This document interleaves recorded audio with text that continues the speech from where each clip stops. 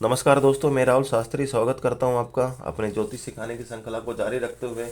आज बहुत ही सरल तरीके से कम शब्दों में आज हम चर्चा करने जा रहे हैं मेष लगन के अंदर शुक्र ग्रह का प्रभाव। अब लगन में एक है, पहले भाव में एक, तो समझ लीजिए ये मेष लगन की कुंडली हुई। अब शुक्र 12 भाव में कहीं ना कहीं जरूर होंगे। किस तरह के रिजल्ट शुक्र यहाँ पे दे सकते हैं इसके बारे में हम चर्चा करेंगे। एक से लेके 12 भाव में किस तरह के रिजल्ट देंगे ये बताने जा रहे हैं। सबसे पहले देखिए मेष लगन, अगर लगन में एक है तो मेष लगन की कुंडली हुई। लग्नेश होते हैं, कुंडली के मालिक होते हैं मंगल, लग्नेश हुए मंगल। अब शुक्र क्योंकि दूसरे भाव का स्वामी धन है और सप्तम भाव वैवाहिक जीवन का है, तो देखने में तो ये कोई भाव खराब नहीं लगते, बट अष्टम द्वादश थोड़ी से मारक भाव होते हैं दोनों। तो मंगल यहाँ पे, माफ कीजिए, शुक्र यहाँ पे मार्केस हुए। हालांकि उनका प्लेसमेंट अच्छा हुआ तो वो अच्छे भी प्रभाव देंगे। अब चर्चा कर लेते हैं किस तरह के रिजल्ट देखने को मिलेंगे।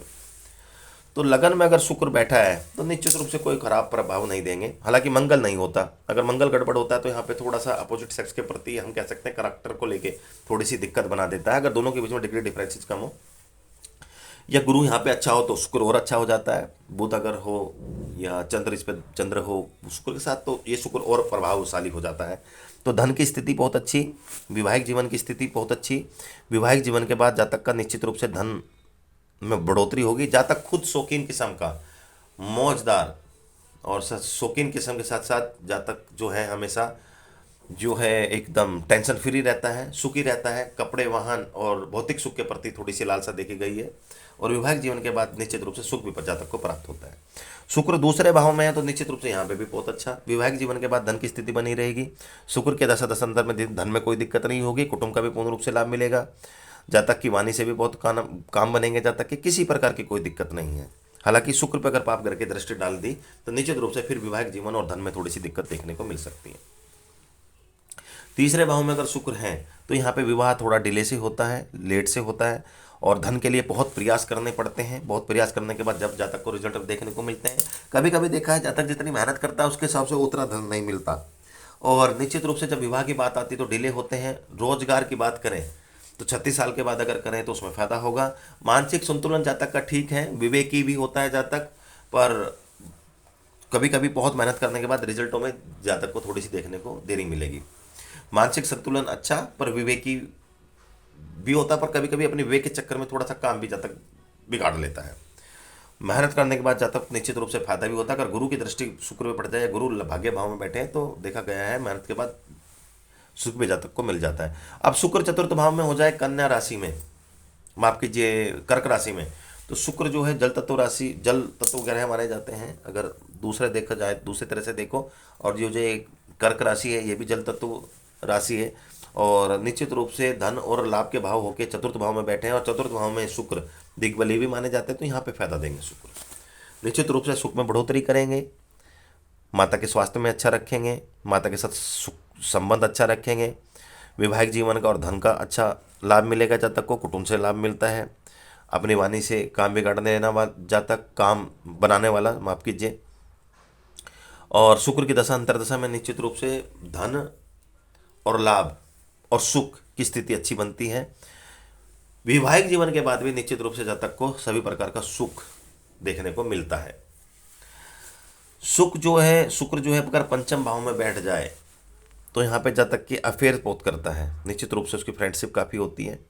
अपनी मर्जी से भी शादी के योग बन जाते हैं। अगर जो है किसी भी प्रकार से सूर्य की दृष्टि शुक्र में पड़ जाए या सूर्य शुक्र एक साथ हो, शुक्र बस सूर्य से अस्त ना हो, ये देख लीजिए। पंचम भाव में बैठने के बाद जातक को निश्चित रूप से जो है सुखी होता है जातक, मानसिक संतुलन अच्छा, और जातक विवेकी। पढ़ाई में थोड़ी सी रुकावटें देखने को मिल सकती हैं, मनमोजी, और जैसा मैंने बोला यहाँ पे रिलेशंस बहुत बनता है। कभी कभी अपनी मर्जी से शादी के योग भी जातक के देखने को मिलते हैं। शुक्र की दशा अंतरदशा में धन और वैवाहिक जीवन की दृष्टि से ठीक ही होगा, कोई दिक्कत नहीं। छठे भाव में शुक्र है तो यहाँ पे रुकावटें पैदा करेंगे।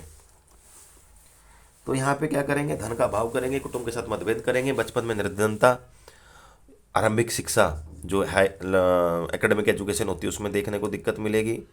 जातक अविवेकी होता है, भौतिक सुख के प्रति भागता है, कामुक प्रवृत्ति का, इंटरनल डिसीज जातक को देखी जाती है। धन का अभाव, वैवाहिक जीवन में मतभेद या वैवाहिक जीवन को तोड़ने का भी शुक्र यहाँ पे काम कर सकते हैं। इस पूरी कुंडली में शुक्र छठा भाव में सबसे खराब फल देंगे। अब शुक्र अपने सप्तम भाव में बैठ गए तो यहाँ पे मालवीय नामक पंच महापुरुष योग बना गए।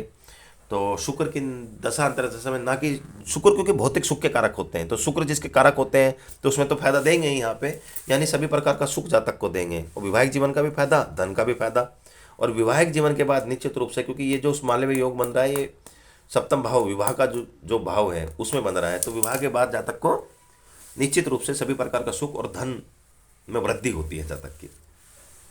अष्टम भाव में शुक्र रुकावटें पैदा करेंगे, निश्चित रूप से रुकावटें पैदा करेंगे। तो किसमें? एक तो वैवाहिक जीवन में दिक्कत होगी, विवाह में डिले होगा, बनते बनता एंगेजमेंट टूट सकती है, कभी कभी रोका टूट सकता है, कभी कभी जो लड़की आपको पसंद आएगी उधर से डिले, या उधर से जो पसंद आएगी उधर जो पसंद कर लेंगे आप उनको मना कर देंगे, इसको चलते हुए बहुत लेट हो जाती है।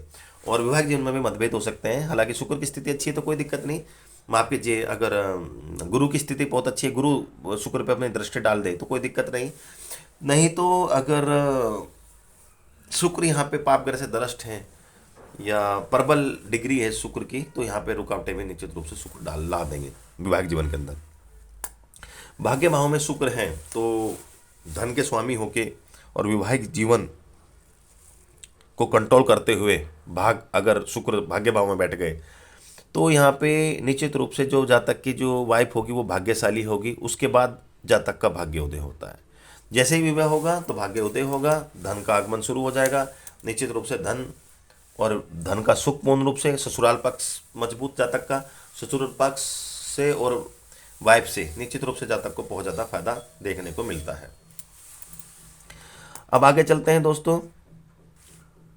अगर दसम भाव में शुक्र है तो देखो मकर राशि में शुक्र बैठे हुए हैं शनि की राशि में, तो अच्छा ही प्रभाव देंगे।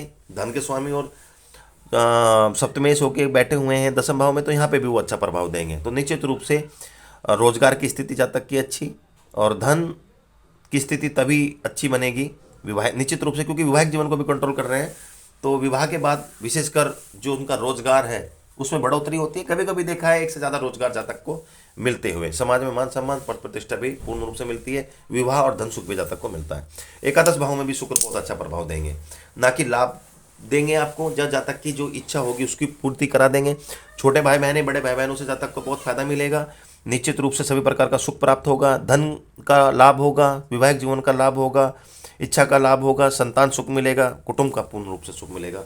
यहाँ पर भी शुक्र जातक को बहुत अच्छा फायदा देंगे।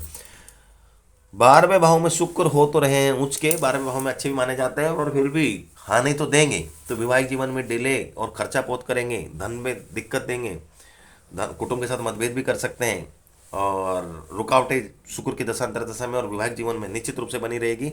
बट शुक्र यहाँ पे फायदा भी देता है, तो 12वां भाव बहुत अच्छा होता है। ऐसे में जातक अगर विदेश चला जाए तो वैवाहिक जीवन के बाद तो उसका पूर्ण रूप से भाग्योदय होता है। तो दोस्तों वीडियो अगर अच्छी लगी तो लाइक करना, चैनल को सब्सक्राइब करना मत भूलिएगा। धन्यवाद।